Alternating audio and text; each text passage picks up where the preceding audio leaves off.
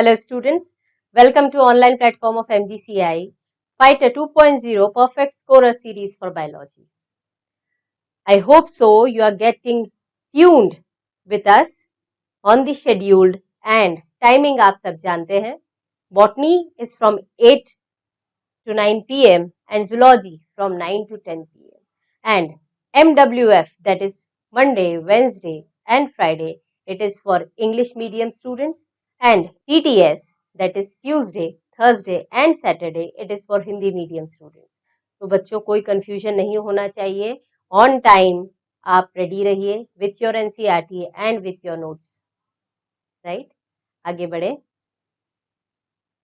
अभी तक हम डिस्कस कर चुके हैं प्रोकैरियोटिक सेल्स. प्रोकैरियोटिक सेल्स में हमने लास्ट लेक्चर्स में डिस्कस किया था सेल एनवलप. सेल एनवलप में outer most layer is glycocalyx, इसके अंदर चले थे तो सेल वॉल, और inner most layer is cell membrane. इनके डिस्टिंक्ट फंक्शंस और परमिएबिलिटी देख चुके हैं हम. इसके बाद Gram positive Gram negative bacteria क्या होते हैं, इसके बारे में डिस्कशन हुआ था. नेक्स्ट हम चले थे प्लाज्मा मेम्ब्रेन के मॉडिफिकेशंस पे, दैट इज इनफोल्डिंग्स, जो मीजोजोम्स के फर्दर फंक्शंस हमने देखे थे. Other surface structures that is flagella, पिलाई, फिम्ब्री, इनके डिफरेंसेस देखे. कौन सा स्ट्रक्चर मोटिलिटी में इंपॉर्टेंट रोल प्ले करता है और कौन सा स्ट्रक्चर अदर फंक्शंस करता है, ये भी हम देख चुके हैं. Now in the prokaryotic cell we continue with the ribosomes. So next cell organelle is ribosome. As already discussed, हमने ये बात की थी कि प्रोकैरियोट्स और यूकैरियोट्स में कॉमन सेल ऑर्गेनल कौन सा है, दैट इज राइबोसोम. अब राइबोसोम के बारे में हम देख लें कि राइबोसोम के पास क्या मेम्ब्रेन है. नहीं, मेम्ब्रेन नहीं है. It is without membrane.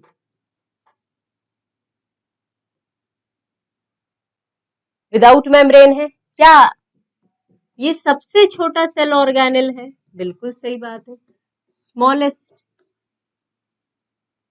Cell organelle. Ribosome की अगर हम बात करते हैं तो राइबोसोम में होता क्या है, कंपोजिशन. राइबो न्यूक्लियो प्रोटीन क्या है इसमें? Ribo nucleo protein, that means ribo nucleic acid RNA है और प्रोटीन है. डिस्कवर्ड बाय, किसने डिस्कवर किया था? डिस्कवर्ड बाय, याद रखें. ये अभी एनसीईआरटी इस सेक्शन में नहीं बताती है इसकी डिस्कवरी. यूकैरियोट्स में जब राइबोसोम बताया है तब ये नाम दिया है जॉर्ज पैलेडे. इसीलिए हम राइबोसोम्स को पैलेडे पार्टिकल भी बोलते हैं. ठीक है. सो राइबोसोम्स की बात करें अगर हम, तो राइबोसोम्स प्रोकैरियोटिक सेल में कहां पर है, प्रेजेंस अगर हम देखें तो लोकेशन वाइज राइबोसोम कहां मिलेंगे? एक तो आपके साइटोप्लाज्म में मिलता है, एक आपके मीजोसोम के ऊपर मिलेगा. साइटोप्लाज्म में जो राइबोसोम है that is of 70s type. अब ये 70 तो बोल दिया नंबर है, ठीक है, पर ये S क्या है? This S stands for Svedberg's unit. S क्या है? Svedberg's unit. इसी को हम बोलते हैं सेडिमेंटेशन कोएफिशिएंट. सेडिमेंटेशन कोएफिशिएंट मतलब इतना तो समझ में आ रहा है कि ये S की मदद से आप बता सकते हैं कि डेंसिटी क्या होगी. साइज डेंसिटी का इनडायरेक्ट मेजरमेंट है स्वेडबर्ग्स यूनिट. तो यहाँ पर ये 70s में S क्या है? Svedberg's unit. और स्वेडबर्ग्स यूनिट है क्या बेटा? It is indirect measurement. Indirect measurement of size and density.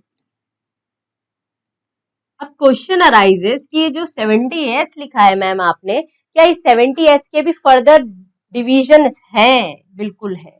अगर हम इस 70s की बात करें तो इस 70s में 2 सब यूनिट्स हैं। एक हो गया 50s, एक हो गया 30s। समझ में नहीं आया? 50 + 30 तो 80 होता है। अरे यहाँ मैथ्स नहीं लगाना है, एक कंसेप्ट समझना है कि अगर हम बड़ी यूनिट और छोटी यूनिट को ऐड कर रहे हैं तो ये एंड टू एंड ऐड नहीं होती है, इसमें ओवरलैपिंग होती है। तो अगर एंड टू एंड ऐड होती तो 50 + 30 80 हो जाता, बट ये ओवरलैप कर रहा है तो कुछ पार्ट अंदर चला गया। अब इसे याद कैसे रखना है, एक हिंट मैं बताती हूँ याद रखने के लिए। -20 रूल। -20 रूल क्या बोलता है? 70 - 20 50, 50 - 20 30। क्लियर है ना? 70 - 20 50, 50 - 20 30। तो याद रहेगा। तो यहाँ पर कोई कंफ्यूजन नहीं होना। 70 की 2 सब यूनिट्स। अब ये जो 2 सब यूनिट्स हैं इनमें हम बात करते हैं लार्जर सब यूनिट राइबोसोम की एंड स्मॉलर सब यूनिट।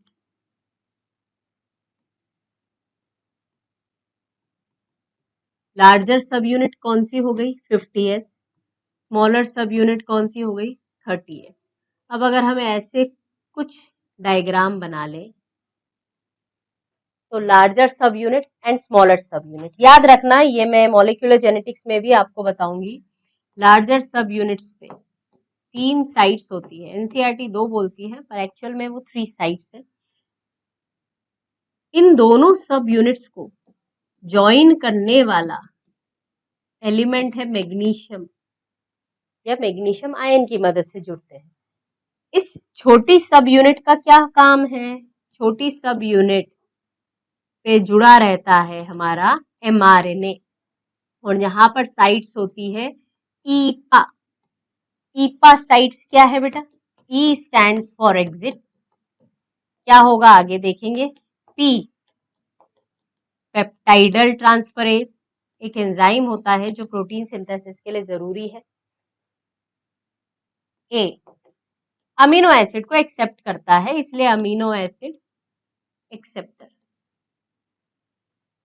ठीक है, ये 2 सब यूनिट्स है। 2 सब यूनिट्स में से स्मॉलर अपन ने देख ली, बड़ी वाली सब यूनिट हमने देख ली। ये सिर्फ प्रोकैरियोट के राइबोसोम की अभी बात हो रही है, वो है 70s, जहां पर S क्या है? स्वेटबर्ग्स यूनिट। और ये जो स्वेटबर्ग्स यूनिट है this is indirect measurement of size and density. याद रखना है। डिस्कवर्ड बाय जॉर्ज पैलेडे, पैलेडे पार्टिकल के नाम से भी हम इसे जानते हैं। अब राइबोसोम का काम क्या है? राइबोसोम का फंक्शन अगर अपन देखें तो राइबोसोम क्या करेगा? Ribosome is site for translation. अब ये भारी सा शब्द क्या आ गया? ट्रांसलेशन मतलब होता है प्रोटीन सिंथेसिस। इसका मतलब जितना भी प्रोटीन बनता होगा उसे बनाने के लिए क्या चाहिए? राइबोसोम। इसका मतलब अगर बिल्डिंग बनाना चाह रहे हैं तो उस बिल्डिंग का प्लॉट, जिस प्लॉट पे ये बिल्डिंग बनने वाली है वो क्या है? राइबोसोम। यहाँ पर हम बात कर लेते हैं, इसे सेल्यूलर फैक्ट्री भी बोला जाता है। सेल की factory for protein, cellular factory for protein synthesis. Protein के लिए सेल्यूलर फैक्ट्री हो गई। अब ये जो राइबोसोम है, इस राइबोसोम का काम क्या था? प्रोटीन बनाना। ठीक है, राइबोसोम का कंपोजिशन क्या था? आरएनए से बना है, और ribosome is also made up of RNA plus protein. क्या राइबोसोम बहुत सारे एक साथ एक लाइन में अरेंज हो जाते हैं? हाँ, जब सेल को लगता है बहुत ज्यादा प्रोटीन बनाना है तो एक राइबोसोम से काम नहीं चलेगा, तो सेल ऑर्डर करती है कि अब सारे राइबोसोम एक लाइन से खड़े हो जाओ। एक लाइन से खड़े हो जाओ पर लाइन तो होना चाहिए। वो लाइन क्या है? That thread is mRNA. तो यहाँ पर कुछ ऐसा स्ट्रक्चर होता है दैट इज mRNA। अब इस mRNA के ऊपर हमारे राइबोसोम बहुत अच्छे ओबीडियंट बच्चों के जैसे अटैच हो गए। अब जब ये जुड़ जाते हैं एक लाइन से, इसे बोलते हैं पॉलीजोम या फिर पॉलीराइबोसोम, या एक और नाम है अर्गोसोम। क्या क्या बोल दिया हमने? पॉलीजोम, पॉलीराइबोसोम, अर्गोसोम। कब बनेंगे? जब हाई प्रोटीन रिक्वायरमेंट, जब ज्यादा प्रोटीन बनाना है तो कैसे स्ट्रक्चर बन जाते हैं? पॉलीजोम। आई बात समझ में? तो राइबोसोम के लिए अगर आप इतना पढ़ लें तो ये सफिशिएंट है। बाकी डिटेल में आरआरएनए, राइबोसोमल आरएनए कितने प्रकार के होते हैं ये हम यूकैरियोटिक सेल में जब राइबोसोम डिस्कस करेंगे वहां डिटेल पढ़ेंगे। यहाँ पर एनसीईआरटी बस इतना ही देती है, ठीक है।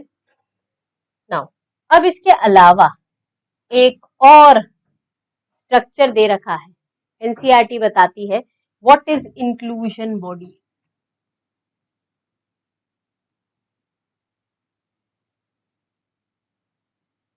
इंक्लूजन बॉडीज क्या है? इंक्लूजन बॉडीज में ये याद रखना, जैसे हमारी बॉडी में फूड स्टोर होता है किस फॉर्म में? ग्लाइकोजन। प्लांट फूड स्टोर करते हैं किस फॉर्म में? स्टार्च के फॉर्म में। वैसे ही बच्चों प्रोकैरियोट्स में food storage, reserve food storage के लिए कुछ ऐसी बॉडीज होती हैं जो इनसोल्यूबल है। अरे सोल्यूबल होती तो कैसे अलग से दिखती? इनसोल्यूबल इन वाटर बोल देते हैं। और ये कहाँ पर मिलती है? ये साइटोप्लाज्म में मिलती है। किस किस फॉर्म में इंक्लूजन बॉडीज हो सकती है? एक दिया है ग्लाइकोजन ग्रैन्यूल्स, एक है साइनोफाइसियन स्टार्च, एक हो सकते हैं फॉस्फेट ग्रैन्यूल्स।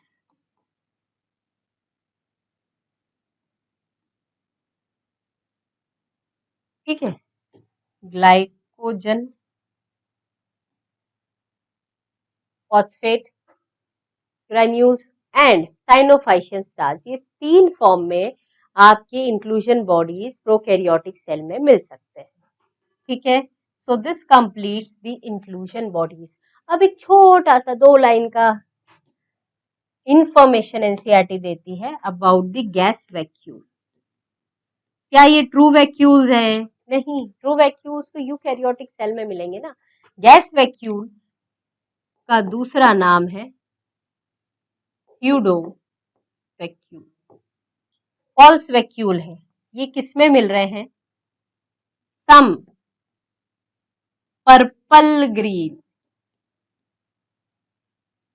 बैक्टीरिया, कुछ पर्पल ग्रीन बैक्टीरिया और ब्लू ग्रीन एल्गी मतलब साइनोबैक्टीरिया में ऐसे स्ट्रक्चर्स मिलेंगे जो सेल को क्या देंगे? बॉयंसी।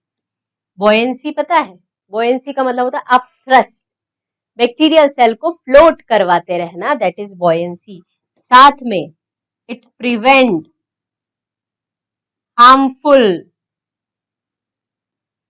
सोलर रेडिएशन, मतलब लाइट जब पड़ेगी इन पे, क्योंकि फोटोसिंथेसिस करेंगे, ऑब्वियस सी बात है, पर हार्मफुल सोलर रेडिएशन से इनकी बॉडी को बचाता है। तो अभी तक हमने देख लिया राइबोसोम एंड इंक्लूजन बॉडीज, और इसी को एनसीईआरटी क्या बोलती है समझ लें जरा सा। प्रोकैरियोट्स में राइबोसोम एसोसिएटेड है प्लाज्मा मेम्ब्रेन के साथ, जानते लिखा ना हमने, मीजोसोम्स में है।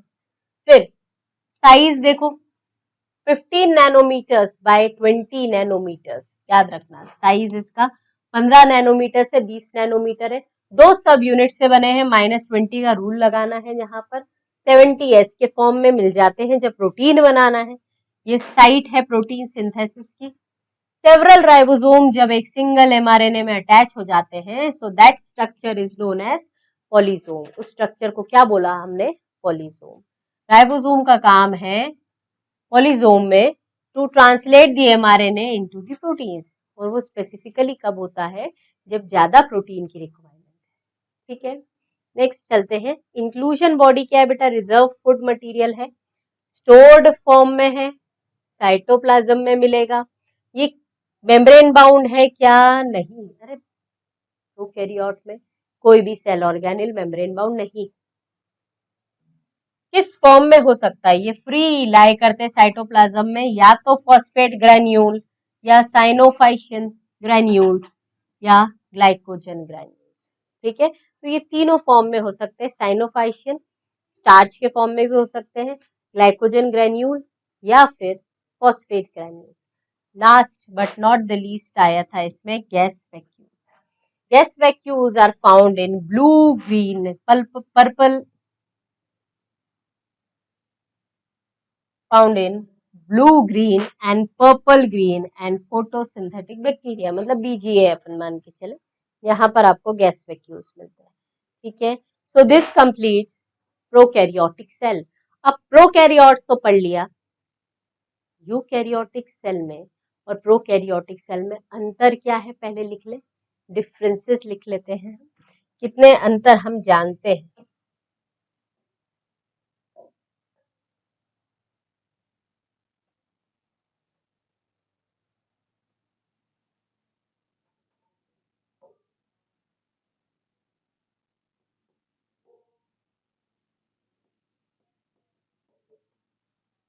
Prokaryotic versus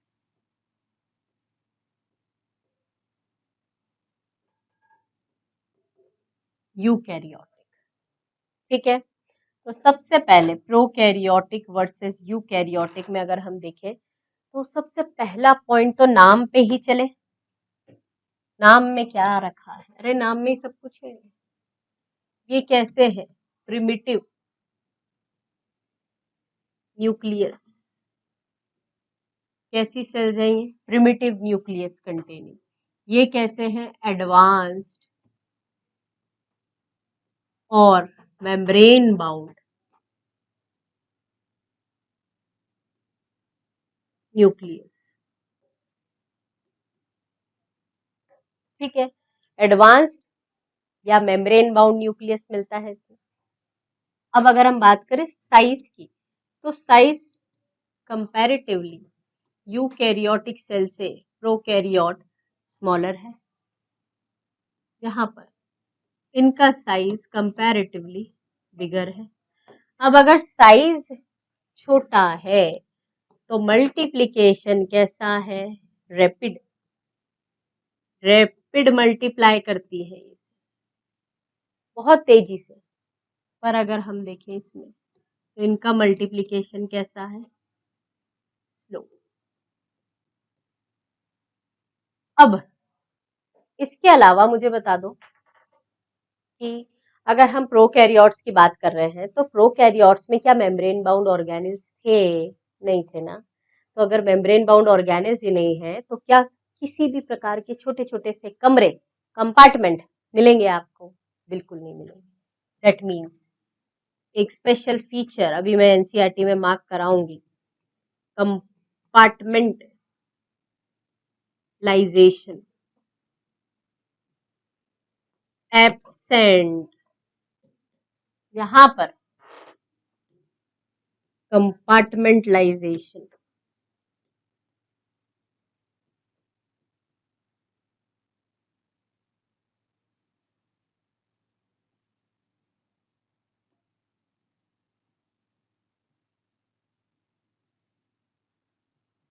present. क्यों प्रेजेंट है ये भी लिख ले, क्योंकि इनके अंदर membrane bound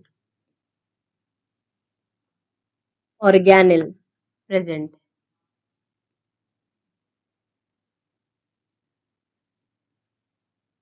membrane bound organelles आपको मिलेंगे। क्लियर है? इसीलिए हमने बोल दिया कि कंपार्टमेंटलाइजेशन इसमें मिलता है। डन। अब आगे बढ़ जाएं। और क्या अंतर है बताओ। प्रोकैरियोटिक सेल की अगर हम बात करें तो प्रोकैरियोटिक सेल के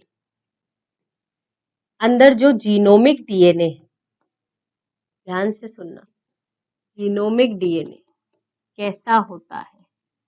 double stranded, circular, without histones. Histone proteins नहीं होते। हिस्टोन प्रोटीन्स क्या है मैम? सही बात है, अभी नहीं पता। अभी बस इतना याद रखो कि आपका डीएनए बहुत लंबा सा है, बहुत लंबा है, मतलब 2.2 मीटर का डीएनए आपकी ह्यूमन की एक सेल के अंदर। अब सेल का डायमीटर या साइज तो माइक्रोमीटर्स में है, न्यूक्लियस और भी छोटा है, तो इसका मतलब वो इतना बड़ा 2.2 मीटर का डीएनए नेगेटिव चार्ज है। अगर उसको तुम्हें कंडेंस रखना है तो कंडेंस रखने के लिए क्या चाहिए? कोई पॉजिटिव सी चीज चाहिए ना, जो उसको होल्ड करके रखेगी, पकड़ के रखेगी। बिल्कुल सही। तो पकड़ने के लिए उसे चाहिए पॉजिटिवली चार्ज प्रोटीन्स। अब उन्हें स्पेसिफिकली यूकैरियोट में हम बोलते हैं हिस्टोन। यहाँ पर हिस्टोन नाम नहीं दिया है, यहाँ पर पॉलीअमीन्स जैसा शब्द है, मैं जेनेटिक्स में बताऊंगी। तो genomic DNA double stranded circular without histone proteins है। यहाँ पर जीनोमिक डीएनए कैसा है? Genomic DNA double stranded, majority case में अपन बात कर रहे हैं डबल स्ट्रैंडेड, लीनियर, एक्सेप्शन अभी नहीं देख रहे हम, ठीक है। Double stranded linear with stone, stone proteins मिलेंगे, ठीक है। अब एक चीज और, यहां पर आपने बात कर ली जीनोमिक डीएनए के बारे में। अब अगर हम प्रोकैरियोट्स और यूकैरियोट्स में एक ऐसा डिफरेंस देखें कि चलो जीनोमिक डीएनए तो आपका कंसिडर हो चुका है, पर कहीं एक्स्ट्रा क्रोमोसोमल जैसा भी कुछ होता है क्या? हाँ, प्रोकैरियोट्स में हम पढ़ चुके हैं प्लाज्मिड प्रेजेंट।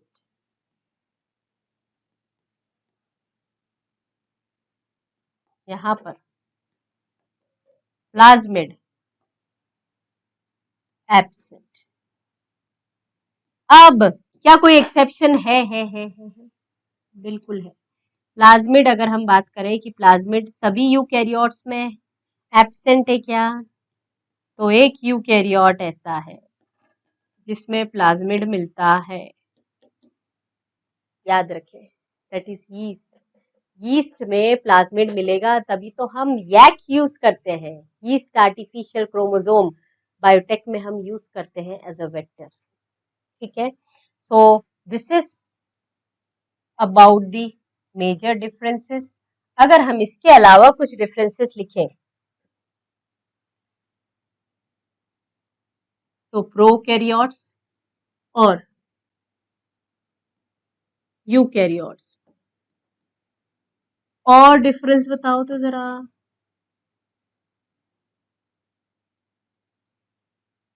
और कोई डिफरेंस प्रोकैरियोट और यूकैरियोट्स?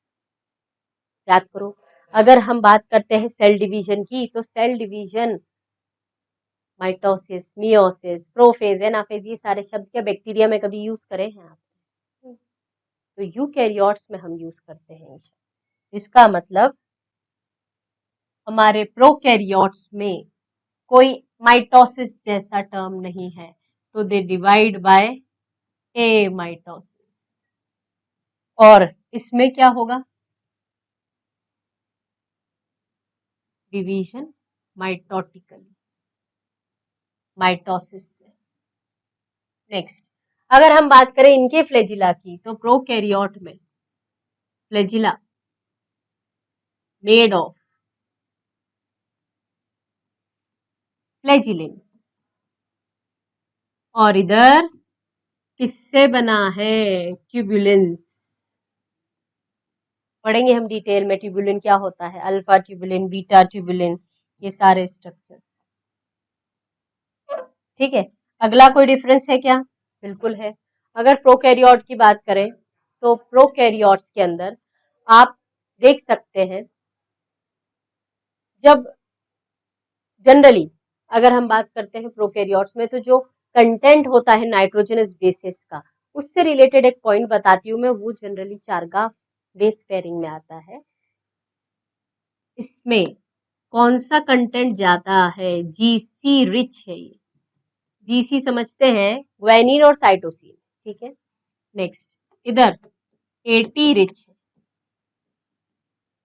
अब याद रखना एक रेशो होता है, एक रेशो A+T/G+C। इनमें प्रोकैरियोट्स में क्योंकि जीसी कंटेंट ज्यादा है तो ये रेशो लेस देन 1 आता है। अब यहां पर यही रेशो क्योंकि एटी कंटेंट ज्यादा है तो ये रेशो मोर देन 1 आता है, ठीक है। ये याद करना, मैं फिर से पूछूंगी जब मॉलिक्यूलर जेनेटिक्स में बताऊंगी। सो प्रोकैरियोटिक सेल में क्या ज्यादा होता है? जीसी कंटेंट, इसलिए डिनोमिनेटर ज्यादा है तो फ्रैक्शन की वैल्यू लेस देन 1। यहाँ पर 80 ज्यादा है तो फ्रैक्शन क्या हो जाएगा या रेशियो क्या हो जाएगा? 1 से बड़ा, ग्रेटर देन 1। इसके बाद नेक्स्ट देख लें, प्रोकैरियोट्स की बात करते हैं अगर, तो प्रोकैरियोटिक सेल में एग्जाम्पल्स क्या क्या आ सकते हैं? प्रोकैरियोटिक सेल्स में एग्जाम्पल्स क्या आते हैं? क्या ऐसे कोई किंगडम है जो प्रोकैरियोटिक सेल्स को इंक्लूड करती है? बिल्कुल सही, मोनेरा। मोनेरा में क्या क्या आता है हम देख चुके हैं। और इसके बाद इसमें क्या क्या आता है? प्रोटिस्टा, फंजाई, प्लांटे, एनिमेलिया, ठीक है। प्रोकैरियोट्स यूनिसेल्युलर होते हैं क्या? हाँ, सिर्फ यूनी होते हैं, बेचारे मजबूर हैं। ये कैसे होंगे? सिर्फ और सिर्फ यूनिसेल्युलर। और यूकैरियोट्स हमारे ये यूनी प्लस मल्टी दोनों हो सकते हैं, ठीक है। तो ये जो आपके सामने डिफरेंसेस लिखे हैं ये मेजर डिफरेंसेस है जो आपको जेनेटिक मटेरियल को देख के या फिर आप cell membrane bound cell organelles या इस रेशियो के कंटेंट को देख के बता सकते हैं, ठीक है। और अब हम डिटेल में देखेंगे क्या? Eukaryotic cells. अभी इतना पढ़ने से ये तो समझ में आ गया होगा कि यूकैरियोटिक सेल की क्या क्या प्रॉपर्टीज या क्या क्या फीचर्स, ठीक है बच्चों। आगे चले, नेक्स्ट है यूकैरियोटिक सेल।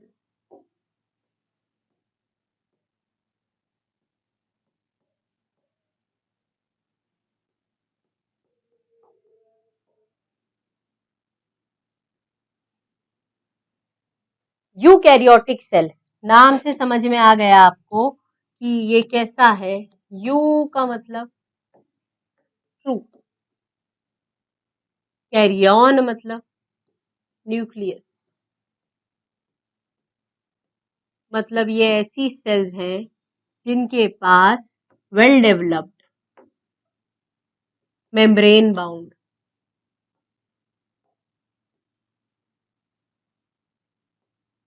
न्यूक्लियस,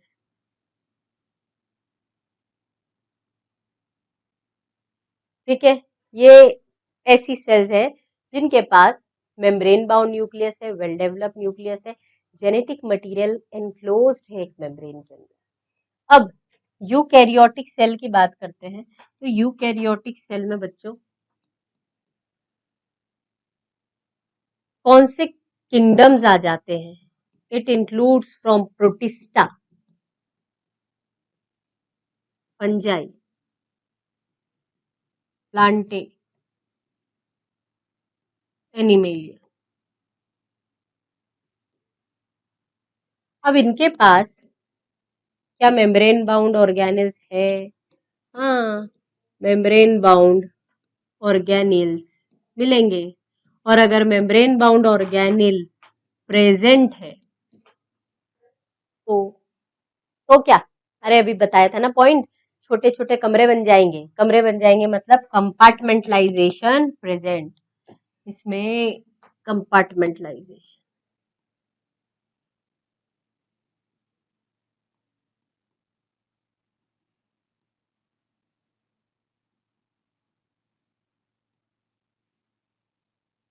ठीक है। यूकैरियोटिक सेल में सारे सेल ऑर्गेनेल्स मिलेंगे, मेम्ब्रेन बाउंड मिलेंगे, विदाउट मेम्ब्रेन भी मिलेंगे। इनके अंदर हम बात करेंगे कि स्पेसिफिक काम क्या करती हैं ये सेल्स, इनके अंदर डिवीजन ऑफ लेबर मिलता है क्या? हाँ, जो मल्टी सेल्यूलर है वो डिवीजन ऑफ लेबर दिखाएंगी, जो यूनिसेल्यूलर है वो नहीं दिखाएंगी। तो यहाँ पर इंट्रोडक्शन में एक पॉइंट दिया है, देखो यूकैरियोटिक सेल में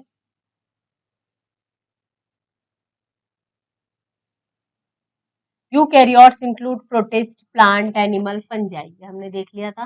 सारी यूकैरियोटिक सेल्स में आपको एक्सटेंसिव कंपार्टमेंटलाइजेशन मिलेगा, कंपार्टमेंट्स मिलेंगे साइटोप्लाज्म के अंदर। क्यों मिले ये कंपार्टमेंट? क्योंकि इनके पास है membrane bound organelles. Eukaryotic cells possess an organized nucleus जिसके पास मेम्ब्रेन है। In addition, eukaryotic cells have a complex locomotory and cytoskeleton structures. मतलब चलने फिरने के लिए भी स्पेशल स्ट्रक्चर्स है, मोटिलिटी के लिए रिस्पॉन्सिबल जो स्ट्रक्चर्स है, जैसे फ्लैजिला हम देख चुके हैं, वो यहाँ भी मिलेगा आपको। एक ऐसा स्ट्रक्चर जो प्रोकैरियोट में नहीं मिला मोटिलिटी के लिए, पर यहाँ मिलेगा, दैट इज सीलिया। इसके बाद all eukaryotic cells are not identical, बहुत इंपॉर्टेंट पॉइंट है। सभी यूकैरियोटिक सेल्स आइडेंटिकल हैं क्या? नहीं। आइडेंटिकल मतलब एग्जैक्ट फोटोकॉपी नहीं है। Plant and animals are different as the former produce cell wall. Former मतलब किसान नहीं है ये, हाँ, फॉर्मर, फॉर्मर मतलब प्लांट, प्लांट सेल जो पहले लिखा है, that is plant produce, plant contain cell wall, plastids and a large central vacuole which are absent in animal cells. On the other hand, animals के पास centrioles है जो almost all plant, देखो लिख दिया almost all plant, मतलब ये almost लिखने का मतलब है कि centrioles प्रेजेंट है किसमें? लोअर प्लांट में।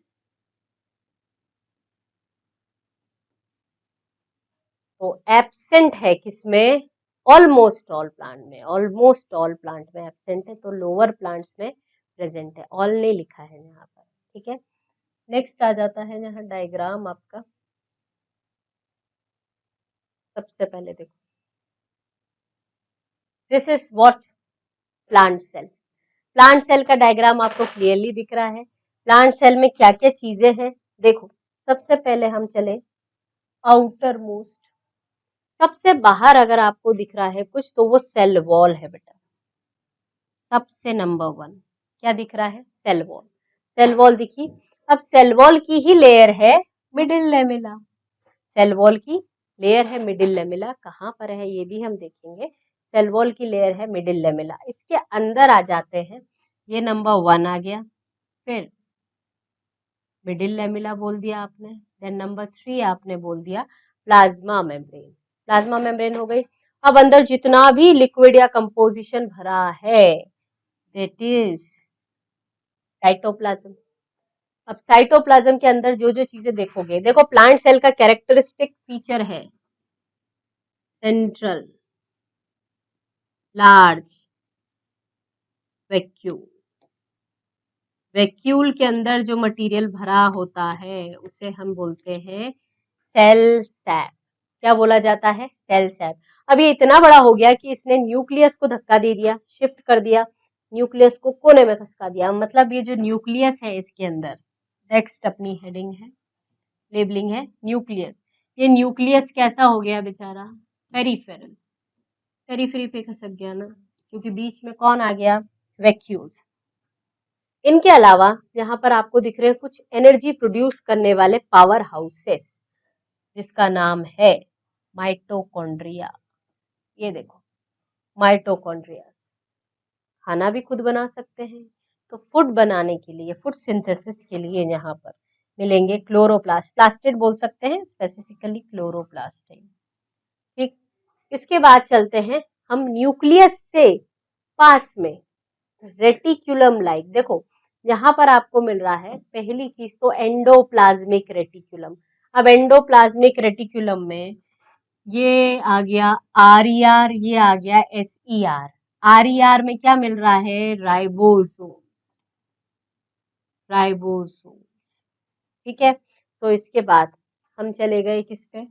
राइबोसोम्स, जिसके ऊपर प्रेजेंट है दैट इज 8 का ए बोल दो ना, और ये बी हो गया, एक आर ई आर और एक ये बी है एस ई आर जिस पर राइबोसोम नहीं है।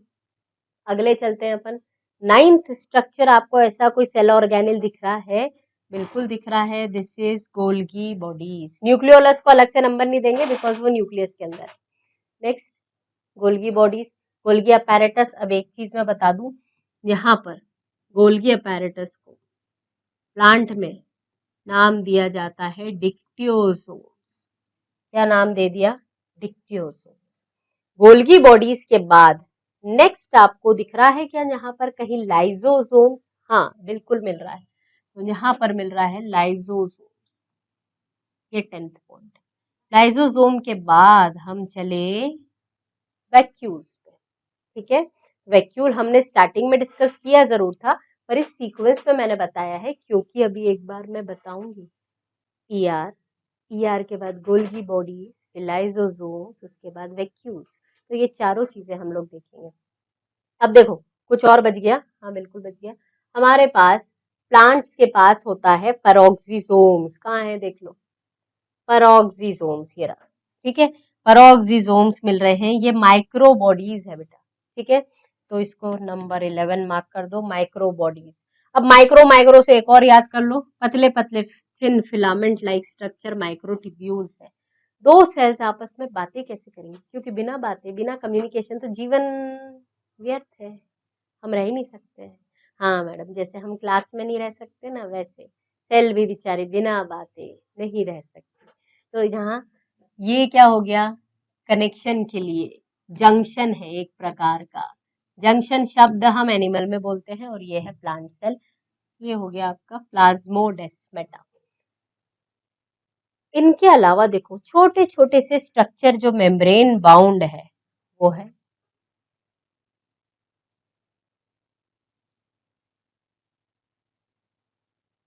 छोटे स्ट्रक्चर्स विदाउट मेम्ब्रेन जो है, दैट इज राइबोसोम। मेम्ब्रेन थोड़ी है इसमें, ठीक। तो ये सारी चीजें हमारे क्लियर हो गई, this is a typical plant cell. अब जब प्लांट सेल पढ़ ली हमने इतने आराम से इतनी आसानी से, तो आगे देख लो एनिमल सेल क्या है। देखो एनिमल सेल में आपको दिखेगा एक फिंगर लाइक प्रोजेक्शन माइक्रोविलाई, जो प्लांट में नहीं था। डिफरेंस के कॉलम बनाते चलो, नेक्स्ट क्लास में डिफरेंसेस डिस्कस करेंगे हम, प्लांट और एनिमल के बीच में क्या है। डायग्राम बता दिया, सारे डिफरेंस बता दिए नहीं मैंने। फिर इसके बाद क्या सेल वॉल दिख रही है? मत ढूंढो, नहीं मिलेगी, क्योंकि आउटरमोस्ट लेयर एनिमल सेल में क्या है? Plasma membrane. क्लियर है? क्यों प्लाज्मा मेम्ब्रेन है? अरे श्वान साहब ने कुछ बोला था, cell wall is a unique feature of plant cell, तो यहाँ ढूंढने जाओगे नहीं मिलेगी। प्लाज्मा मेम्ब्रेन, प्लाज्मा मेम्ब्रेन के अंदर आ गए तो साइटोप्लाज्म हो गया। अब साइटोप्लाज्म के अंदर हम सारी सेल ऑर्गेनिल्स देख लें एक एक करके। नेक्स्ट माइटोकॉन्ड्रिया, देखो भाई ये माइटोकॉन्ड्रिया हो गया। यहाँ पर वैक्यूल मिला क्या बड़ा सा? नहीं मिला, कहीं भी नहीं मिला। यहाँ पर सेंटर में लोकेटेड है आपका न्यूक्लियस, ये न्यूक्लियर एनवलप, न्यूक्लियस, ठीक है। ये सब एक ही है, ये हो गया आपका न्यूक्लियस। न्यूक्लियस के बाद हम चले न्यूक्लियस के पास में, न्यूक्लियस के पास में क्या दिख रहा है आपको? एंडोप्लाज्मिक रेटिकुलम, ठीक। तो 5वां नंबर दे दिया आपने, एंडोप्लाज्मिक रेटिकुलम। अब एंडोप्लाज्मिक रेटिकुलम दो प्रकार की, एक तो स्मूथ और एक रफ। तो स्मूथ कैसी दिख रही है? अलग है कि इंटरकनेक्टेड नहीं है, हाँ। और कनेक्टेड कौन सी है? रफ वाली, ठीक है। ये डिटेल में अपन वहां देखेंगे। रफ पे राइबोसोम मिल रहे हैं आपको, राइबोसोम अगला सेल ऑर्गेनिल पर। एंडोप्लाज्मिक रेटिकुलम के बाद अपन नेक्स्ट दे दे नाम गोल्गी अपैरेटस, ये हो गया 6। इसके बाद लाइजोसोम्स, सीक्वेंस याद रह जाएगा आपको। अगला लाइसोसोम के बाद होता है वैक्यूल्स, पर वैक्यूल्स प्लांट का फीचर है, यहाँ पर या तो बहुत छोटे साइज के एब्सेंट, तो अपन ने एब्सेंट ही कर दिया। नेक्स्ट अगला चलो, राइबोसोम आपको दिख रहा है। राइबोसोम कहाँ कहाँ मिल रहा है? साइटोप्लाज्म में भी मिल रहा है, न्यूक्लियर मेम्ब्रेन में भी मिल रहा है, एंडोप्लाज्म रेटिकुलम में भी मिल रहा है, बहुत सी जगह मिलता है राइबोसोम। फिर इसके बाद आते हैं एक स्पेशल स्ट्रक्चर जो मदद करते हैं सेल डिवीजन में, पढ़ा है हमने ओवरव्यू ऑफ दी सेल में। सेल डिवीजन में हेल्प करता है सेंट्रियोल्स, ठीक है। So this is all about the animal cell. तो अभी तक हमने बेटा यूकैरियोटिक सेल को प्रोकैरियोट से कंपेयर कर लिया।